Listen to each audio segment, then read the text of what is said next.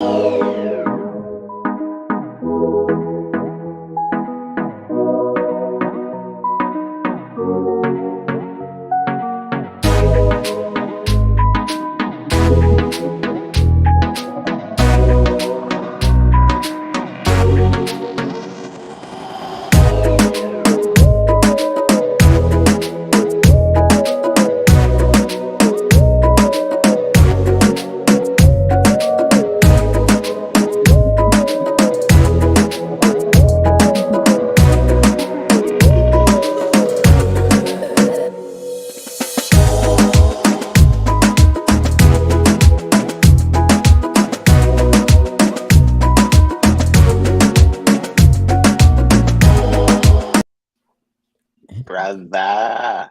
What's going on, man? Good afternoon. Yeah, I know it's a I different, thought your voice was cut day, out there but for a second.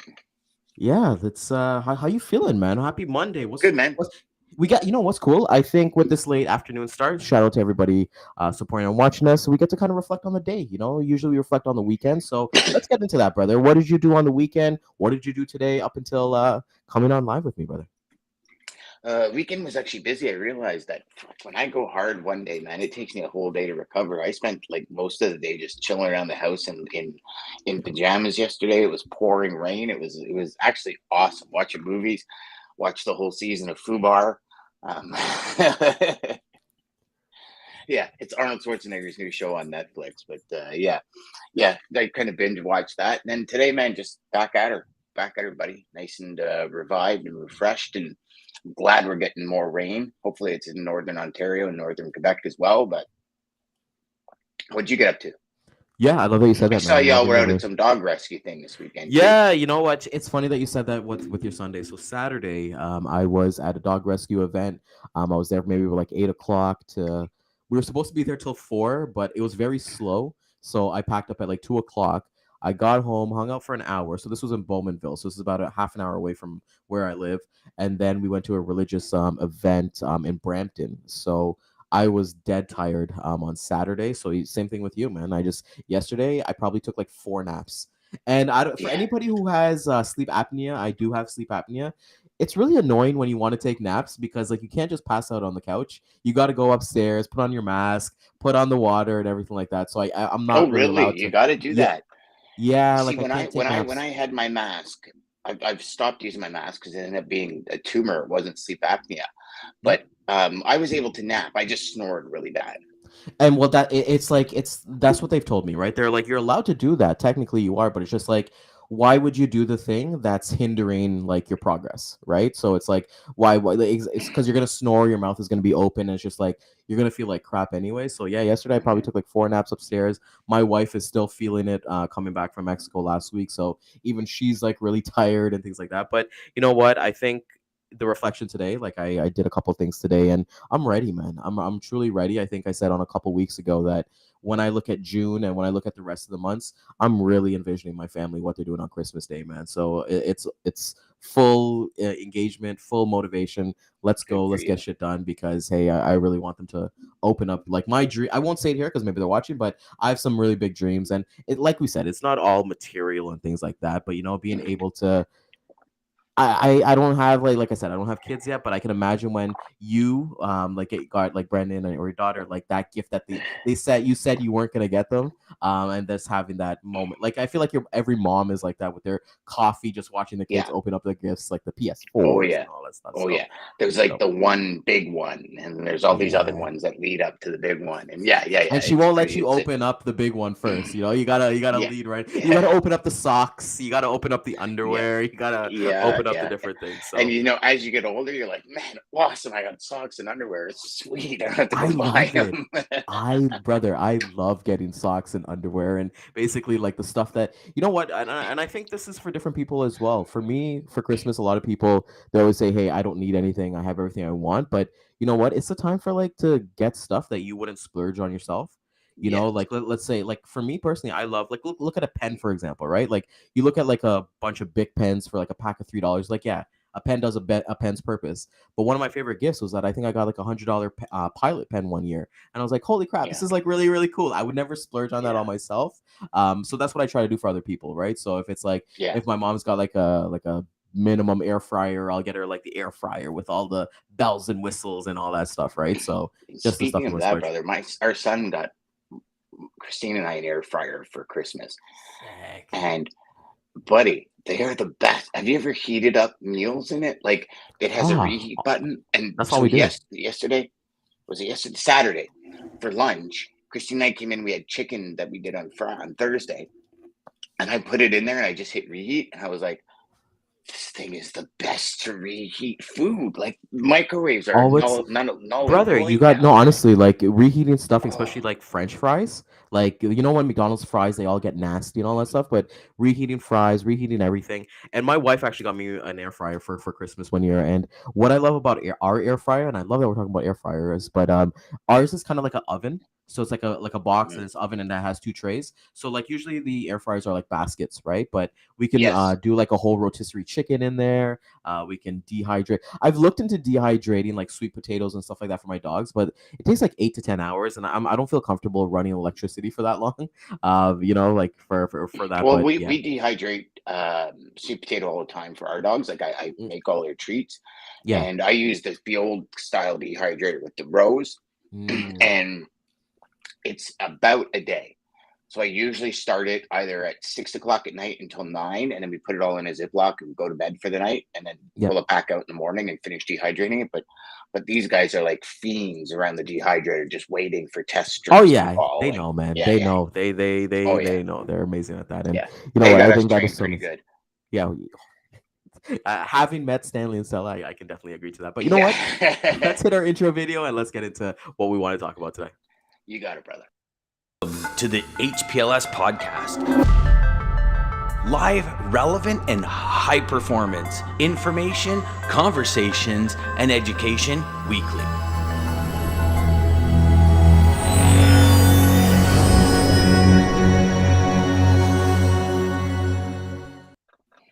Relationships, partnerships, and all of the above, brother.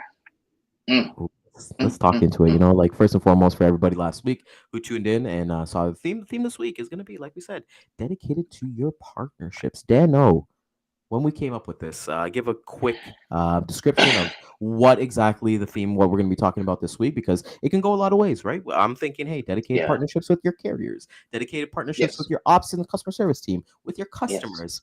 Give me what's going on, Dano. It was. I mean, it's logical, right? The next step, and it's not like none of this is rocket science that we're going to talk about. And even when we were creating the themes and the way to step forward from one step to the other, right? The show is meant to give you tools, strategies, and ideas that's going to take you from where you are to $1 million. And all that is walking up the stairs forward, walking over the bridge you built. So when you talk about money, talking about asking for more money, the next logical step is how do I create long-term partnerships with Mm, everybody I work with, right? How do I step into that field? How do I get better at giving my partners what they need in order for them to be profitable, right? This is not as a broker, how much can I make and screw everybody else? This is mm, an even playing field. This is like a street with two-way lights. It's not just a one-way street. And when we talk about these partnerships, Ryan, it's everything. Everything. I remember, this won't be a me, but when the 2019 hit and there were so many issues and so many carriers were raising their rates, my entire cost of business went up 3% because I had the relationships, I had everything in place, and it protected my customers because yeah. my suppliers knew I would be there when this whole roller coaster is done. And if you look at the roller coaster that's been the last 3 years, I think stability is the big word that everybody's looking for. I really do. I think so too. I couldn't agree with that more. I think everybody wants that stability. Nobody wants, I think when you're in this industry, you can kind of figure out, work smarter, not harder. Right. And if you Hmm. have that opportunity to, like, why wouldn't you take it? For me, dedicated partnerships, it's everything that I do. In terms of like the first domino for me is getting on the same page with my ops and customer service team, Hmm. making sure that, hey, I got a dedicated partnership with them and they understand like, hey, Ryan's just not another sales guy just throwing stuff and is only worried about his commission. Like I make it a point, and this is not just selfishly, but I make it a point to get to know them, understand like, hey, if they got kids, certain hobbies, things like that. I go that extra mile because there's going to be a time where I'm not going to be able to pick up the phone or answer an email, and I got to know that these people will run through, not necessarily run through a wall for me, but they've got to have my back at the end of the day. Yep. And then set that expectation too, because I feel like, as Dan, you're talking, it's like a waterfall, right? So if I set up my expectations with my ops and customer service team, let them know the expectations that, hey, when I bring in customers or bring in prospects, let's not go on the load board. Let's manage. Well, sorry, let's retract that. Right, retract that completely. In my discovery with ops and customer service, I find out what lanes run for them. What they do really well, exactly for other sales reps myself. Because why wouldn't I want to? If they're crushing a lane or a couple lanes for other sales reps, why wouldn't I want to get in on that? There's going to be so many customers that, hey, maybe we can do a back haul for them, or maybe we can triangle it, and make it a big factor there. So I think dedicated is, we'll get into that word specifically a little bit later on here, but it's just so key, my man. Well, it's leapfrog, right? So when you're asking, from a brokerage side, you're asking, hey, guys, what's the best lanes you have? That's because they've built they built strong partnerships. Maybe some of them dedicated, but they've built strong partnerships with certain carriers. Yep. That those carriers run those lanes. And then if you look at it, now all of a sudden you're asking that question that brings them back to the drawing board with that supplier. And then that supplier goes, man, they're really looking out for me. I'm going to give them better service, which is in turn going to give you better service. Like it's a magical process. Yep. That unfortunately a lot of people don't pay attention to, because it's like, well, I'm just going to go out and find a customer that's shipping anywhere, and then I'm going to post it on a load board, and I'm going to play in the spot market, and then I'm going to, and don't get me wrong, brother, that's one way to do it, right? Like, I think it's how most of us started our business. Yep. Because you have to get a lane somewhere. And when you first start in the industry, you don't have friends that are carriers. I used to go and ask salespeople, who's your best carrier? Who's your best carrier? Who's your best carrier? Certain people would give me the information. Other people would hold it too close to them because they're afraid to give me a truck so that, they won't have me. But it's consistent building and building and building. And as you do it, the rows start getting higher. And then you put a second floor, then a third floor. Then all of a sudden you have an apartment building. And then you start bringing in real money with solid foundation that you built it all on. And you talk about foundation. Let's talk about that a little bit, because any sales rep who's watching there, shout out to Anthony who's watching us this late afternoon, is just like, I think building the foundation is just like, if you're going to understand what your business is going to look like. Like we always talk about designing life that you want to do, and, asking your carriers, because when you go into brokerage specifically, they're going to, some of them might be opted to say, hey, we're good at everything, but we all know that's not the truth. Right. And if we go in with an asset, but if you go talk to an asset carrier and you ask them, hey, what's your strong lanes? They're only going to give you the lanes that they run. They're never going to 3PL it unless they have a 3PL division, but then they'll be pretty straightforward with that. But, ask for what's the strong things and work in that strong environment. And I think that's just or the lanes they're wanting to improve on. Maybe they have a new lane where they have a new customer and they're looking to get to or from. And maybe right now they're taking spot board freight and they're kind of going like this with the market. And 1 week they make good money and the next week they get hosed. And like these are the conversations. And then you help them build that foundation for them. It takes one carrier, Ryan, like literally. You get one carrier with 500 trucks and help them build their business. You've got a multi-million-dollar business. Yep. I've seen that with our ops team. I've seen that so much. Yep. Like they helped even a smaller company. Maybe 15 to 20 trucks, but these carriers would run through a wall for our ops team. Because they've helped them out regardless. Because now they have 30 trucks because of your team. Yep. And I think that is just so key. And when we're talking about, are you dedicated to your partnerships? I think that's the one thing. Don't.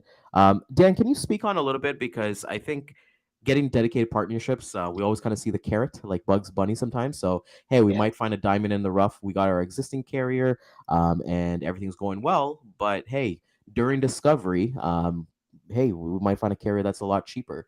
And you're trying to take that willing chance to go for the margin. What are your thoughts on something like that, Dan? So I don't believe in that.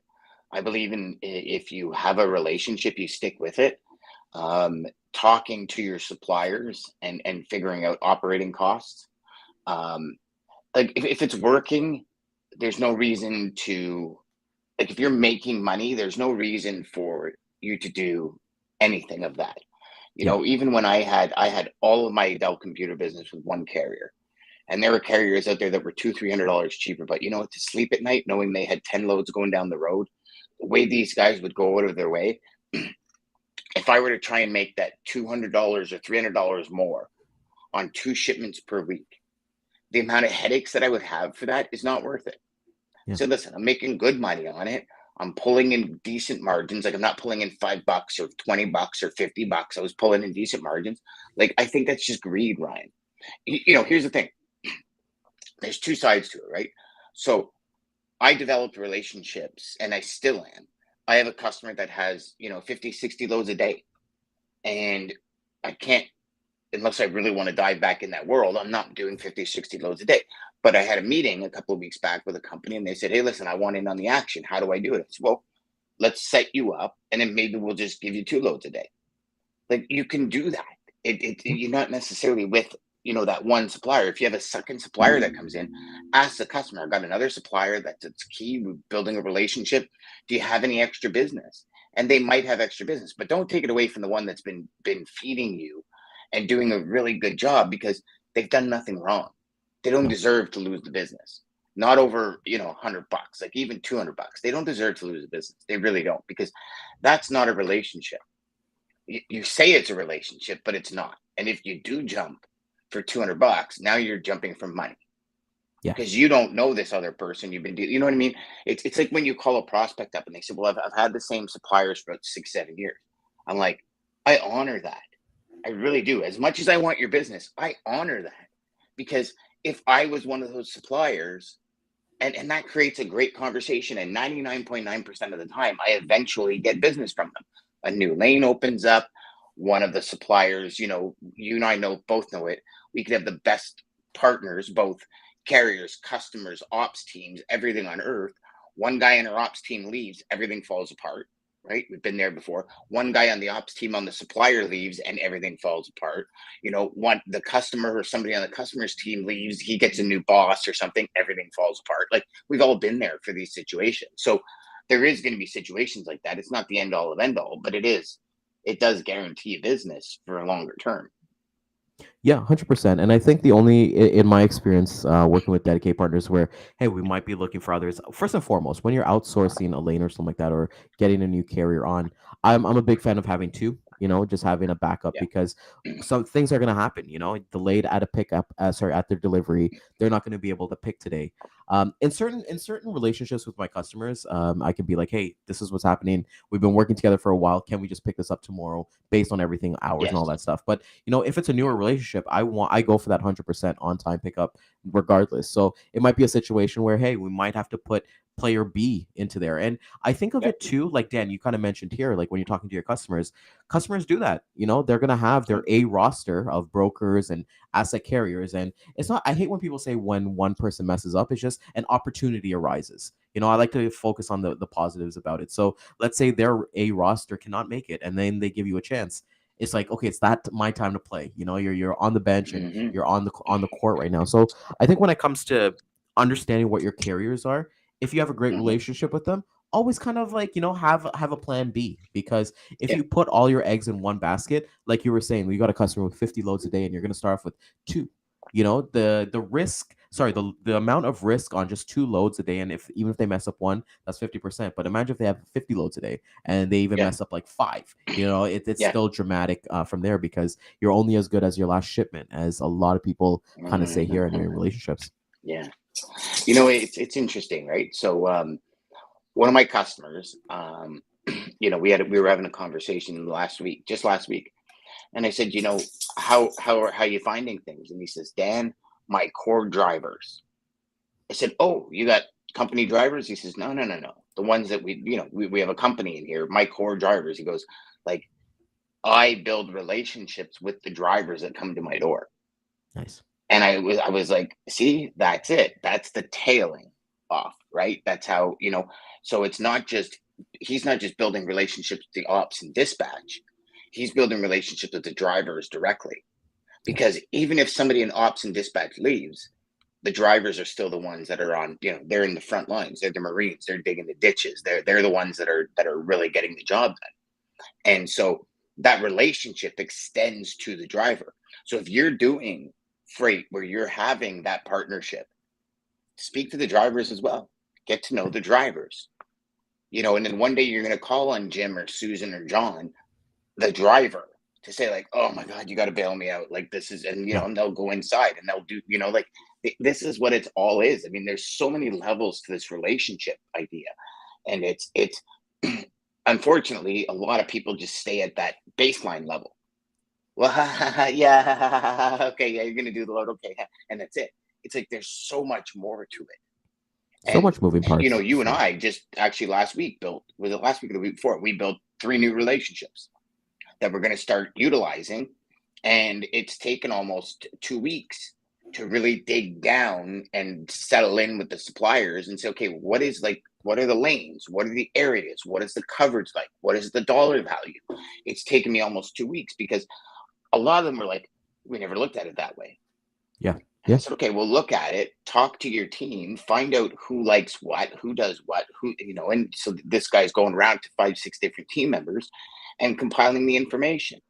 But now we have a starting point that's going to allow us to be about 30 to 40% ahead of the crowd. Easily. Every time. And we're talking from ourselves here being freight agents as well. But even if you're in a company, you're working with a company, you're salaried, and you're really not you're married to the ops team and the customer service team. Do the same thing.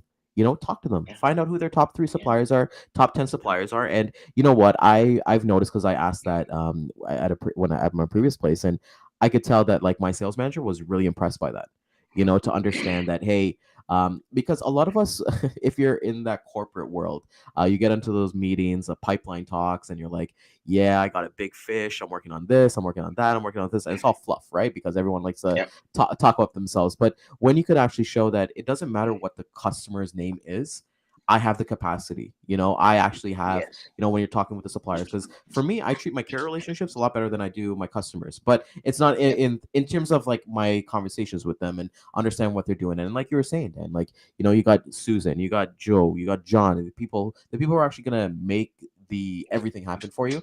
Make sure that they're taken care of. Like if you find out that, hey, maybe there's kid that has like soccer practice next week for like a gold medal or something like that, reach out to them. It means a lot to them. And Dan, we had drivers on our show, female drivers, Barb and Veronica, during the Empowerment Women to Logistics. And I will tell you, they're like the sweetest people I've ever met in my life. Like I legit like talk to them like once a week. They don't move anything for me, but it's just a great thing to. I hate that barrier of like, everybody kind of thinks like that different. You know what I'm talking about. Everybody knows what I'm talking about. I don't need to say it, but be a good human being, and it doesn't stop at just the driver. Your conversations with your driver shouldn't be hey, where's your tracking link? Where are you? You're late to the pickup, all that stuff. Imagine all that negativity you're giving to them. If you were to just to call them and say, hey man, I'm really happy. Thank you so much for, doing this for my family. Because of you delivering this freight on time, our stuff went claimless. Remember, Greg talked last week about your freight, the loads and things like that. He wants to be on time and claim free so that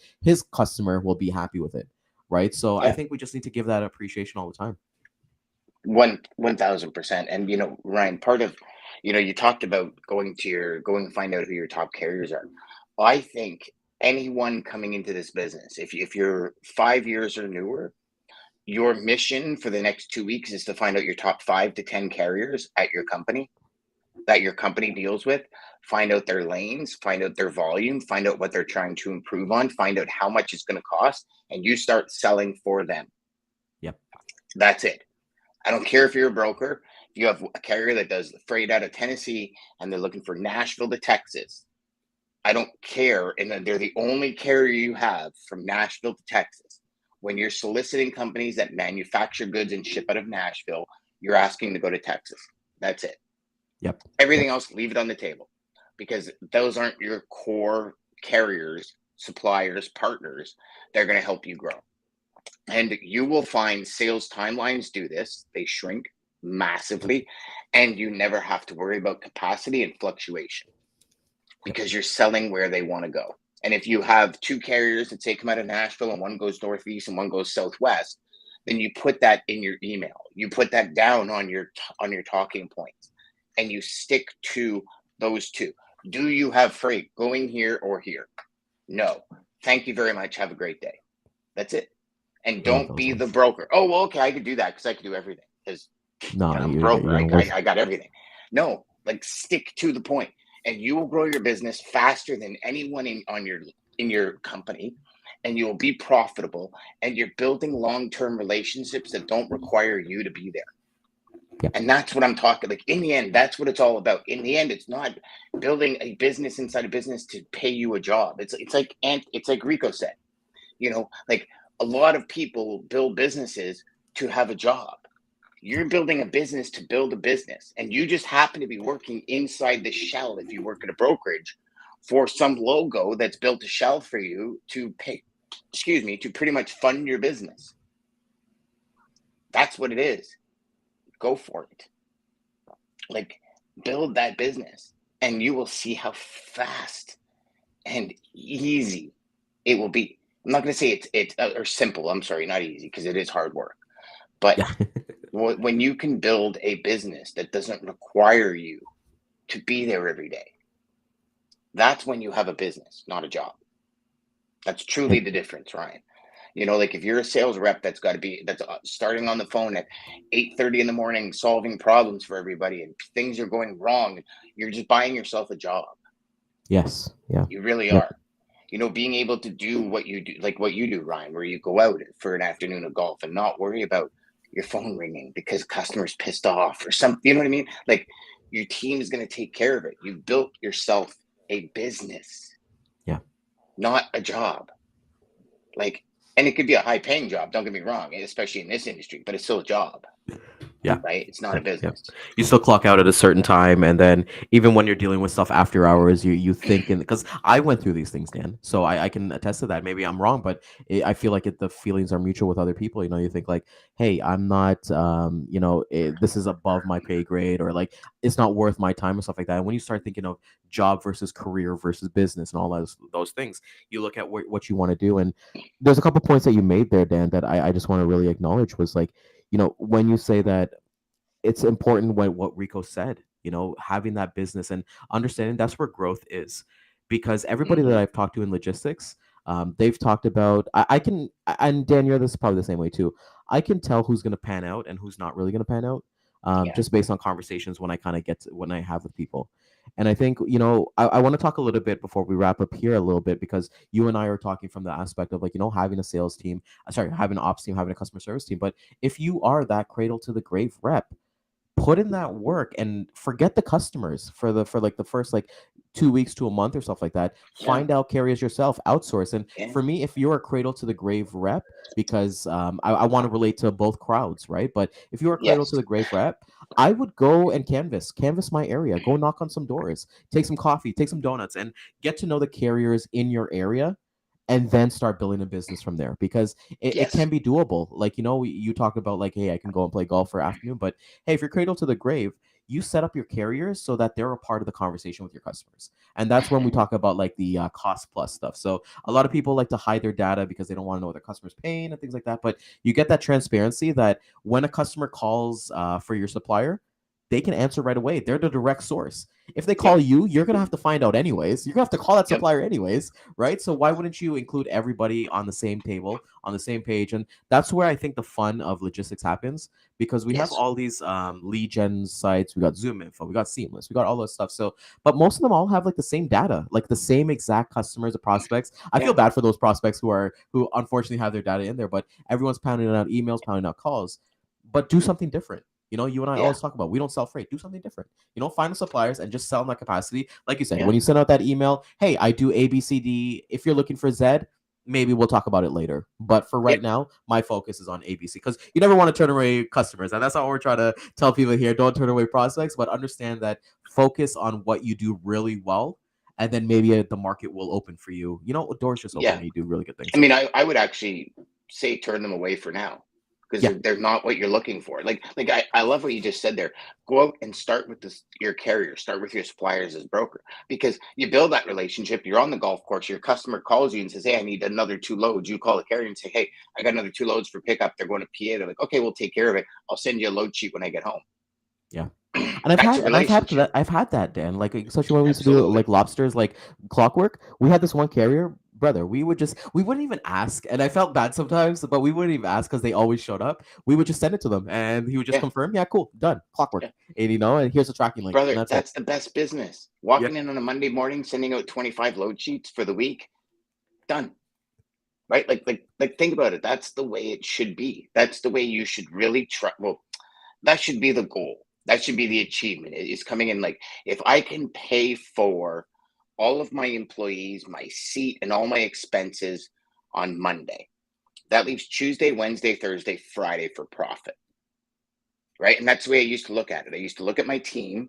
I used to say, okay, so Monday morning, when all like we had 25, 30 load sheet that went out Monday morning, just to dedicated suppliers with dedicated customers.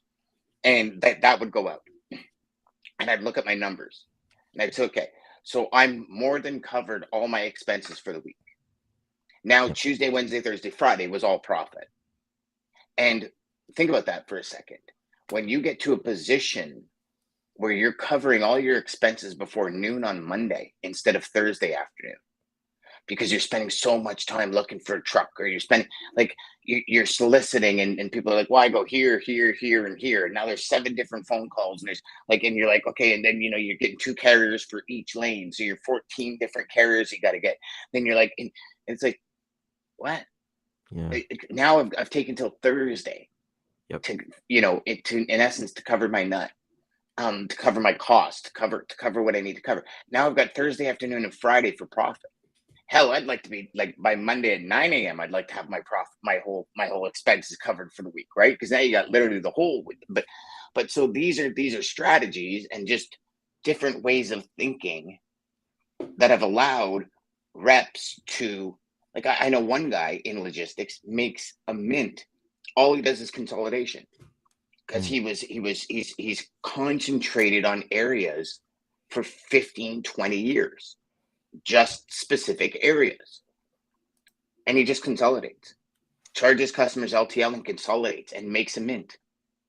And There we everybody's go. like, well, And you can't do that as a broker. And I'm like, yeah, you can. You just got to think it through all the way. And sure, it's going to be tough at the beginning. And you might have to LTL it. And all of a sudden you got a half truckload. Then you got 3/4, and you got 1 for the week.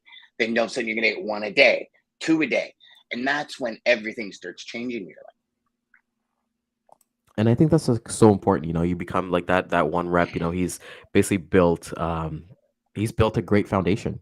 He's built his foundation from there that we're talking about. And you know what? I'd love to talk about this maybe throughout the week, but Yeah. I want to talk about the plus side of having dedicated partnerships, because here's Yeah. what's going to happen, Dan. Referrals are going to start coming through the water well. You're gonna have your carriers, your suppliers saying, "Hey, you might want to reach out to this company. Like they're a new company, but because all carriers talk." And I want to talk about the customers as well. If you're not asking for referrals all the time, I don't know what you're doing. Your customers are gonna be like, or even if it's a brand new lane, like let your customer know, like, hey, this is what I do really well. We're doing this for you right now. Here's a new lane that kind of opened up with another supplier or something like that. If anybody you think fits this, have a conversation with them. Yeah. Because Dan, there's traffic clubs everywhere. In I Durham was just region about where to I say live. that. Yeah. Yeah, Durham region. We had a golf tournament last Tuesday. I found out about it last minute, so I wasn't able to go. But there's a Toronto one, there's a Nashville one that John Brewer's a part of. Everybody talks to each other. So at the end of the day, you do a really, really good job. People will look at John Rogers, who's on LinkedIn quite a bit. He doesn't take any like brand new business. It's all referral based, and that's where you Yeah. kind of get yourself up to a point too. Yep. 100%, brother. That was a good show. Oh, that was a great show, That was buddy. good, Great show. man. So Daniel, let everybody Stellar know what gold they for can y'all. expect for the week, my man.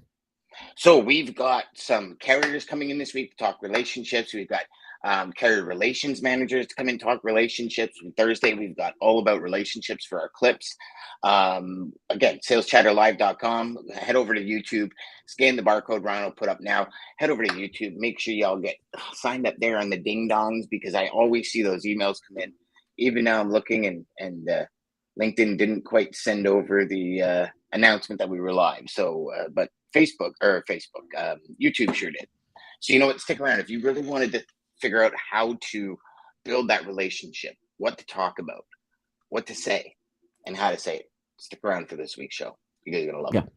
Yeah, you're really going to love it. We've got some amazing guests. So I know with everybody here, I know it's a late start, but we will be getting back to our scheduled time. So if you found value in this, please like, comment, share, subscribe. Like we said, to our YouTube channel. That's where we want to drive everybody to, because we just find the platform there is a lot better. Nothing wrong with LinkedIn, but it's not really helping us here. But anyways, we won't hit a replay today because technically we're really late anyways. But we'll be on tomorrow live at 11 a.m. Please share this with a friend, a neighbor, your colleague, anybody who's looking to get a develop a dedicated partnership. See, even I flubber up a little bit here when it's a little bit after Good, brother. I'm hungry and things like that. But with that being said, we'll see everybody tomorrow, and have an amazing night. Take care, guys.